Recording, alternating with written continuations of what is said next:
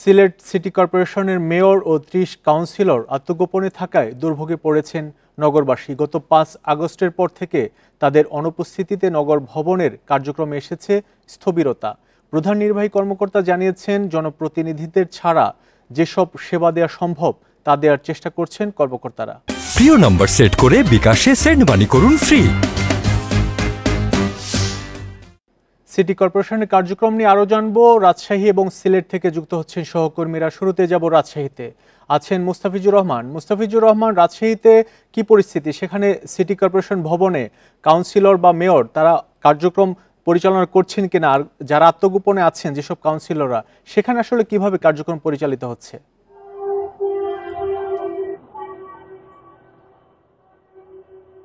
দেখুন, ৫ তারিখের পর থেকেই রাজশাহী সিটি কর্পোরেশনের যে নগর ভবন এবং যে ৩০টি ওয়ার্ডের যে ৩০টি ওয়ার্ড কার্যালয় রয়েছিল সবগুলোই কিন্তু ভঙ্গুর এবং বিধ্বস্ত একটি অবস্থা। কেননা ৫ তারিখে কিন্তু অগ্নিসংযোগের ঘটনা ঘটেছিল এবং লুটপাটের বিষয়টিও কিন্তু রয়েছে, যার ফলে রাজশাহী সিটি ভবনে আমি যদি এখন দেখাই, আপনি রাজশাহী নগর ভবন দেখতে পাচ্ছেন এবং এইখানে এই যে অবস্থা, এখানে কাজের কোনো এখন পর্যন্ত পরিবেশ নেই এবং এখানে যে টেকনিক্যাল যে জিনিসগুলো ছিল, বিশেষ করে যদি বলা হয়ে থাকে যে যে কম্পিউটারগুলো ছিল, এগুলো একটিও কিন্তু এখন নেই এবং যেগুলো রিকভারি হয়েছে সেগুলোও কিন্তু নষ্ট।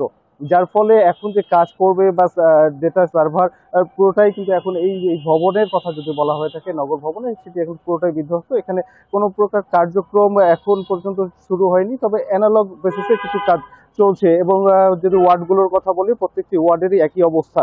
আর আরেকটি বিষয় যেটি জানতে চেয়েছিলেন যে সিটি মেয়র বা অন্যান্য কাউন্সিলর বা যারা নির্বাচিত জনপ্রতিনিধি ছিল তাদের বিষয়টি, এখানে ৫ তারিখের পর থেকে কিন্তু আমরা দেখেছি যে রাজশাহী সিটি কর্পোরেশনের যে ৩০টি ওয়ার্ডের মধ্যে ২৬টি ছিল আওয়ামী লীগ মনোনীত কাউন্সিলর প্রার্থী, সেই সাথে মেয়র যিনি ছিলেন তিনিও কিন্তু আওয়ামী লীগ মনোনীত। যার ফলে এরপর থেকে কিন্তু আমরা তাদের কর্মস্থলে তাদেরকে অনুপস্থিত দেখেছি এবং এখন পর্যন্ত তারা কিন্তু অনুপস্থিত, অর্থাৎ বৃহস্পতিবারও তারা অফিস করেননি।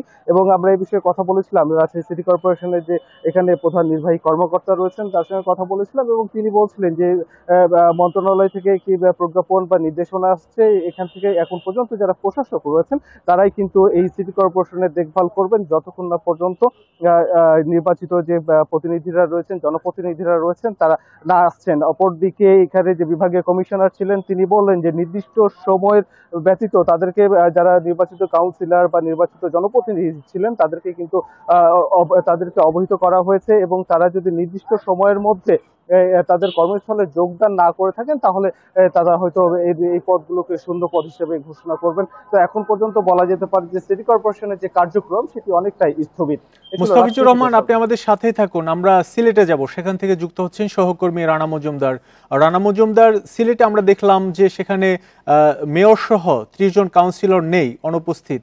আসলে বাকি যে যারা আছেন উপস্থিত বিভিন্ন ওয়ার্ডে যারা কাউন্সিলর, তাদের সংখ্যা কতজন এবং কার্যক্রম কিভাবে চলছে এখন? দেখুন, মেয়র এবং কাউন্সিলর মিলিয়ে মোটামুটি বলা যায় যে ৩১-৩২ জনের মতো কিন্তু অনুপস্থিত রয়েছেন সিলেট সিটি কর্পোরেশনের যে পরিষদ রয়েছে।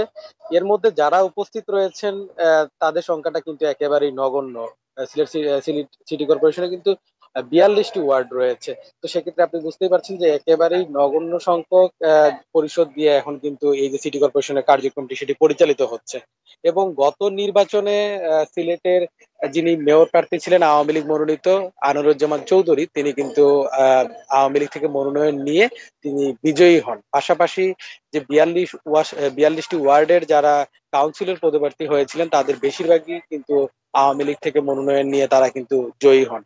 এবং সরকার পতনের পরপরই কিন্তু মেয়র সহ এই যে যারা আওয়ামী লীগ মনোনীত কাউন্সিলর প্রার্থী ছিলেন, কাউন্সিলর হিসেবে দায়িত্ব পালন করেছিলেন, তারা কিন্তু আত্মগোপনে চলে যান। সেক্ষেত্রে আপনি নিশ্চয়ই বুঝতে পারছেন যে আসলে এই যে বিপুল সংখ্যক জনগণ যারা তাদেরকে তাদের ভোটাধিকার দিয়ে তারা নির্বাচিত করেছিলেন, তারা কিন্তু এখন বেশ বিপাকে পড়েছেন। কেননা জন্ম সনদ, পাশাপাশি মৃত্যু সনদ এবং সহ বিভিন্ন ধরনের কার্যক্রমের ক্ষেত্রে কিন্তু কাউন্সিলরদের সাইনের প্রয়োজন হয়। সেক্ষেত্রে অনেক কাউন্সিলর অফিস বর্তমানে বন্ধ রয়েছে এবং কাউন্সিলররা আত্মগোপনে রয়েছেন। তো সেক্ষেত্রে যারা নগরবাসী রয়েছেন এবং সংশ্লিষ্ট ওয়ার্ডের যারা বাসিন্দারা রয়েছেন তারা বলছেন যে তারা কিন্তু কাউন্সিলরদের অফিসে কার্যালয়ে যাওয়ার পর তারা কিন্তু সেখানে গিয়ে তাদেরকে পাচ্ছেন না, পাশাপাশি তখন কিন্তু তাদেরকে একটি বড় রকমের একটি দুর্ভোগে পড়তে হচ্ছে। পাশাপাশি মেয়রও কিন্তু বর্তমানে এসে অফিস করছেন না, তিনিও আত্মগোপনে রয়েছেন। তো সবকিছু মিলিয়ে গতকালকে আমরা দেখতে পেলাম যে স্থানীয় সরকার থেকে কিন্তু যিনি প্রধান নির্বাহী কর্মকর্তা রয়েছেন সিটি কর্পোরেশনে, তাকে দায়িত্ব দেওয়া হয়েছে প্রশাসনিক এবং আর্থিক যে খাতগুলো রয়েছে সেটির।